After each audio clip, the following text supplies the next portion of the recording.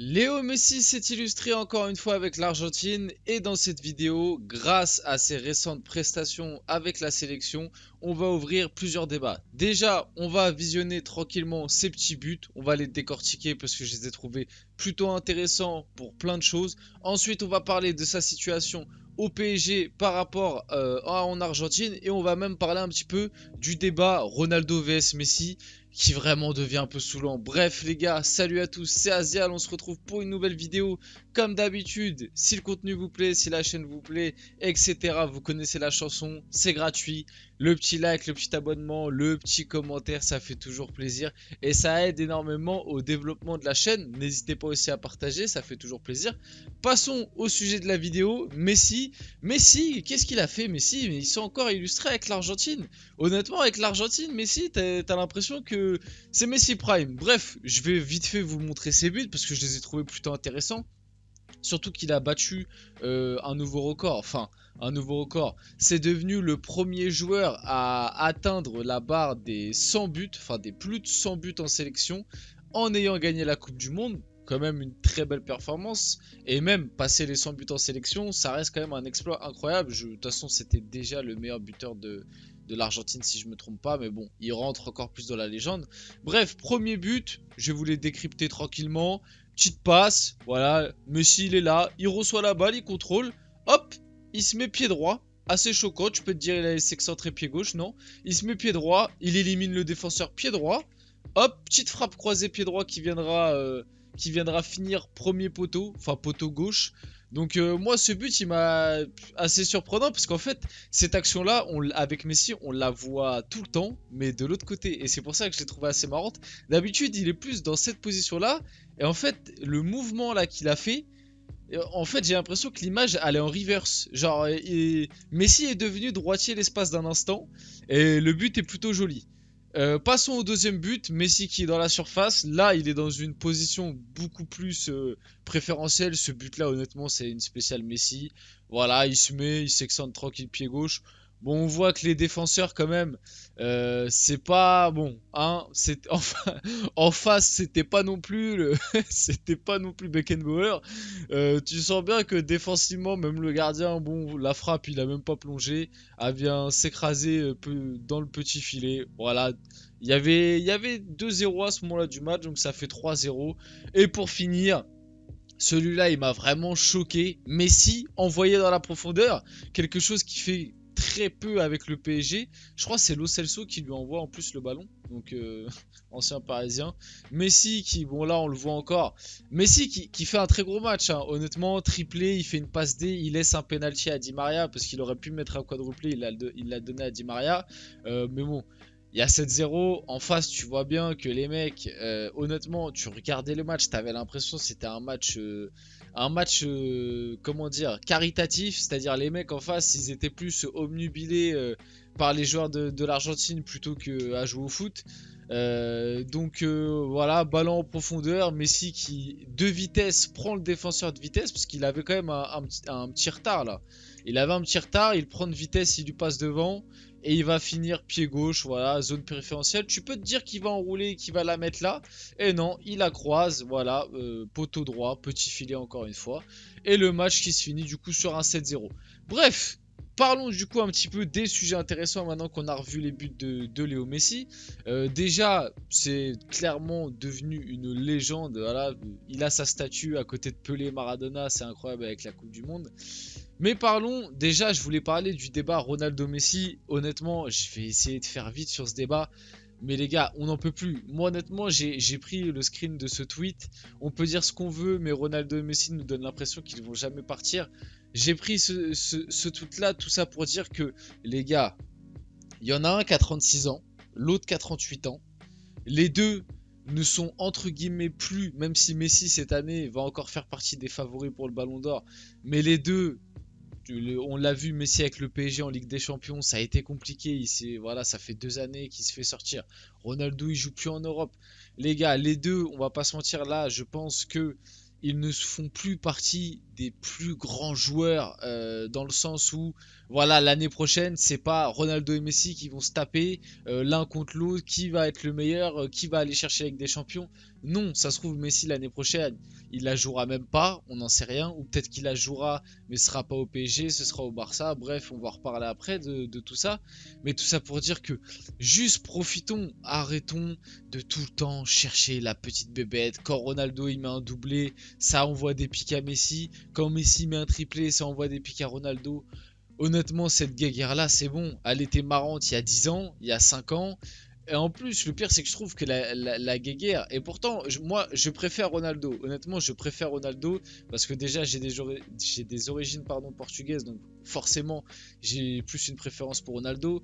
Même, j'ai longtemps été beaucoup plus fan de Ronaldo. J'ai beaucoup plus pris la défense de Ronaldo par le passé.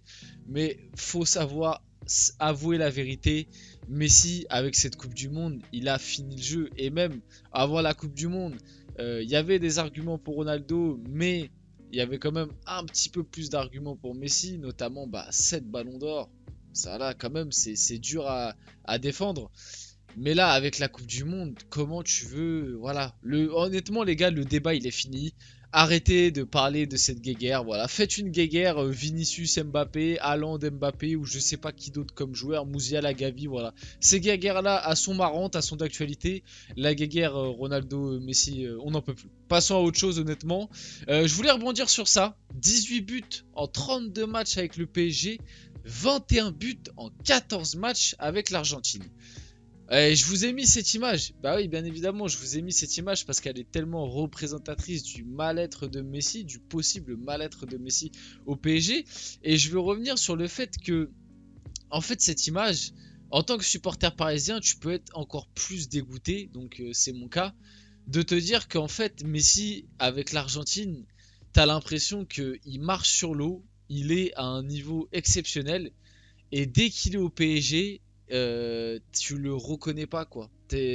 C'est pas les mêmes efforts, c'est pas la même envie, c'est même pas le même visage. Regardez le visage de Messi sur cette photo et il me semble, je sais pas, regardez le visage de Messi là, et t'as l'impression, il est malheureux à Paris, honnêtement, t'as l'impression il est malheureux, mais je pense qu'il a quand même ses torts. Je vais m'expliquer, je vais y revenir, parce que du coup cette image a fait débat sur le fait que oui, Messi, quand il a le soutien du public, il est meilleur, donc en gros, comme le public argentin est derrière Messi, ils savent qui il est, voilà, Messi est meilleur. Alors déjà, Messi lors de son arrivée au PSG, il a été extrêmement bien accueilli, sûrement l'un des meilleurs accueils qu'il y a eu au PSG, en tout cas sur les dernières années avec Neymar. L'accueil de Neymar était quand même incroyable, mais Messi a eu un très gros accueil en arrivant au PSG. Donc voilà, on a commencé à critiquer Messi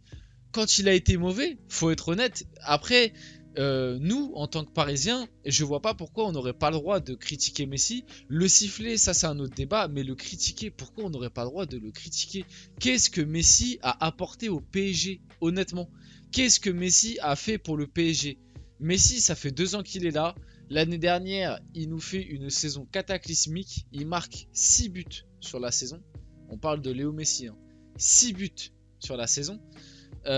Il est calamiteux, il loupe un penalty face au Real qui aurait pu nous permettre de nous qualifier, même si c'est pas le seul responsable face au Real, c'est Messi, comme vous le dites très bien, les défenseurs de Messi, c'est censé être le GOAT. Le GOAT, tu peux pas te contenter de une passe D, et encore non, contre le Real il a même pas fait de passe D, il a rien fait sur les 2 matchs. Tu peux pas te contenter de juste ouais Messi il a oui il a fait 1 ou 2 décalages, à un moment il a fait une passe vers l'avant. Tu peux pas te contenter de ça si vous nous rabâchez à longueur de journée que c'est le GOAT. Et cette année face au Bayern, pareil, d'accord, c'est pas le seul responsable sur ça, je suis d'accord avec vous, mais les gars, il a pas été au niveau. Comme Mbappé, comme d'autres joueurs, comme Vitinha, comme Fabian, comme oui, mais c'est censé être le GOAT. Vous arrêtez pas de nous rabâcher que c'est le GOAT. Le GOAT du foot, j'en attends un peu plus. J'attends un peu plus d'individualité. J'attends un peu plus que le mec porte un peu son équipe, quoi. Comme il le fait, justement, pour en parler, avec l'Argentine. Honnêtement, cette sélection de l'Argentine, elle est pas pourvue de talent à tous les niveaux. Alors ok, vous allez me dire, l'Argentine joue un peu plus pour Messi. C'est possible. C'est vrai que le PSG a tendance à beaucoup jouer sur Mbappé. Ça, je vous l'accorde. Mais Messi a quand même une immense liberté au PSG et a quand même énormément de ballons pour faire des différences. Faut pas l'oublier. Et surtout que pour moi, cette sélection-là, elle est pas dénuée de talent, mais c'est pas la meilleure en termes de talent et de vivier. Et pourtant, Messi dans cette sélection, il rayonne. Pourquoi? Parce qu'on le sent impliqué. Il a envie d'emmener cette équipe loin, tu le sens. Et en plus, ça me fait rebondir sur un autre sujet, c'est le fait que, oui, Messi, il a ce niveau-là avec l'Argentine parce qu'il est aimé, et au PSG, il n'est pas aimé. Comme je vous l'ai dit déjà, à son arrivée au PSG, il était aimé, il a été salué, il a eu une grande arrivée, un peu supérieure à d'autres joueurs, hein, on va pas se mentir, parce que c'est Messi. Il a été critiqué bien longtemps après, une saison où il a été mauvais, et en plus, la double confrontation face au Real, il y est pour quelque chose, honnêtement. Et en plus de ça, le fait de siffler Messi et de le critiquer, c'était aussi pour critiquer le système PSG, le fait de recruter que des stars, etc.